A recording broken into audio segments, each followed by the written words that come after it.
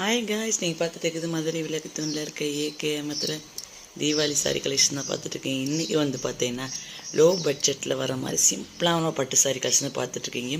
இப்போ நீங்கள் பார்க்குற பட்டு சாரி பார்த்தீங்கன்னா 347க்கு வந்திருக்குங்க. வித் ப்ளவுஸ் வந்திருக்கும், ரன்னிங்லேயே வந்துடும்.